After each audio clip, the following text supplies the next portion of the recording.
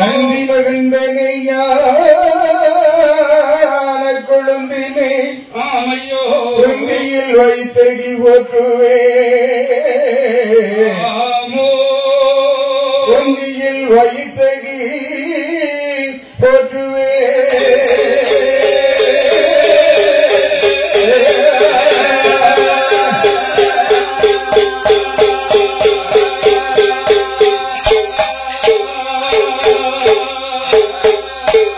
முருகனே செந்தில் முதல்வனே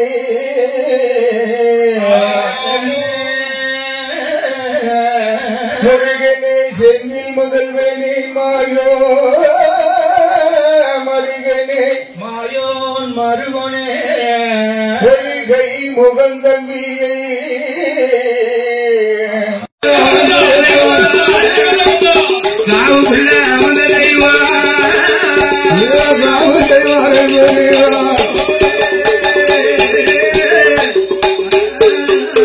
பாதிமதிமான் மழகும் கண்கையோடு பண்பணிந்து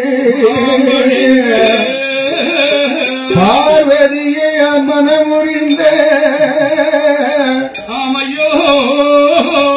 பார்வதியை மனம் புரிந்த ஆதிசிவன் முகமது கலிதமாகி அக்ஷிதம் என்பருமால் இருகத்தினால் எந்த சோதிமணி விளக்கு ஒளிவு போல் 5 மைந்தர்கள் கூணுலங்க தோன்றி ஏரிக்கு அரிக்கும் சிவனுக்கும் அறிகிற புத்திரன் தர்மசாஸ்தா.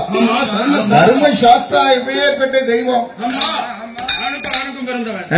ஆணுக்கும் ஆணுக்கும் பிறந்தவன். ஒரு பெண் வயிற்றிலே பிறக்காத பிள்ளைதான் தர்மசாஸ்தா அறிகிற புத்திரன். தந்தைக்கும் தாய்க்கும் பிறந்த பிள்ளைகள் தான் நம்மளுடைய மனித குலம். தந்தைக்கும் அப்பனுக்கும் அம்மனுக்கும் தந்தைக்கும் தாய்க்கும் பிறந்தவர் தான் நம்ம எல்லோரும்.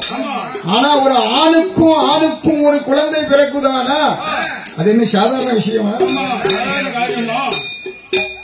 ஏன் அப்படி ஆணுக்கும் ஆணுக்கும் ஒரு குழந்தை பிறக்க வேண்டும்? எதற்காக இந்த உலகத்துக்கு வர வேண்டும் என்றாலே இந்த வில்லுப்பாட்டில தான் நம்ம சொல்ல முடியும். ஏன்னா நாங்க தமிழ்ல பாடுறோம், ஆனாலும் மலையாளத்துல தமிழ் தெரியாத ஆட்கள் கிடையாது. கொஞ்சம் கொஞ்சம் நிறைய தெரிஞ்ச ஆட்களே இருக்காங்க. அதனால தமிழில் எல்லாம் நாங்க வில்லிசை மூலமாக பாடுவதனாலே ஆணுக்கும் ஆணுக்கும் ஒரு குழந்தை பிறக்குதுனால அதுக்கு ஒரு அரக்கியாக பிறந்தவர் யாரு? மகிழ்ச்சி என்று ஒரு அரக்கி.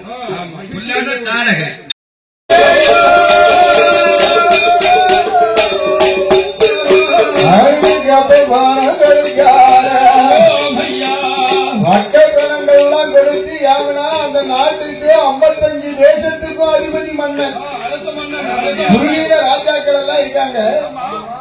ஆனா அத்தனைக்கும் மேலான மன்னன் தான் இந்த அசுர அரக்கன். அசுர அரக்கனுக்கு கப்பப்பணம் கொடுத்து கால் பணிந்து நடந்து இரிஷால் கொடுத்து ஏவினைகளை கேட்டு வல்லரக்கன் ஆண்டு வரக்கூடிய காலத்தில் அசுர அரக்கன் ஆண்டு வரக்கூடிய காலத்தில் அவனுடைய காலத்திலே சிறப்பாக ஆண்டு வந்தான். ஆனா மனித காலத்திலே ஒரு காலம், வருங்காலம், நிகழ்காலம், போர்க்காலம் என்று காலங்கள் வரும். வாழ்க்கையிலே ஒரு மேடு என்றால் ஒரு பள்ளம், ஒரு பள்ளம் என்றால் நம்ம வாழ்க்கையிலே மேடு பள்ளம் இருக்காது. வேறு ஏற்றம் என்றால் ஒரு தாழ்வு, தாழ்வு என்றால் ஒரு ஏற்றம். மனித வாழ்க்கையிலே என்றைக்கு ஒரே நிரந்தரமா ஒருத்தன் கெட்டு போயிட்டான்னு சொல்ல முடியாது. இன்பம் பாதி துன்பம் பாதியா? இரண்டு இருக்கு வாழ்க்கையிலே, இன்பம் துன்பம், ஏற்றம். மன்னரான வல்ல பெரியோரை மதிக்க மாட்டான், பேருந்தன்மையோடு நடக்க மாட்டான், வாயிலுக்கு போக மாட்டான், வீட்டு வணங்க மாட்டான், சிவராமன் சொல்ல மாட்டான், சிவராமன் சொல்ல மாட்டான்.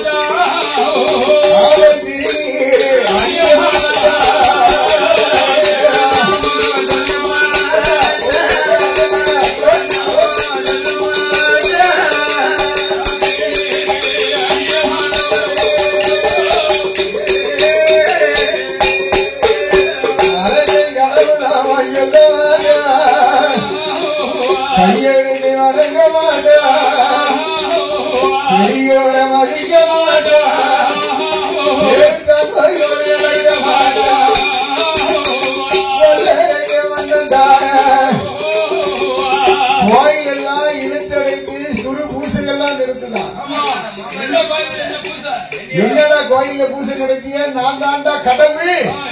எனக்கு பெரியவே இந்த உலகத்திலே யாரும் யாவனா தான் தான் கெட்டிக்காரன் என்று எவன் ஒருவன் மார்பு தட்டுகிறானோ அவனுக்கு அழிவு சொல்லாம வந்து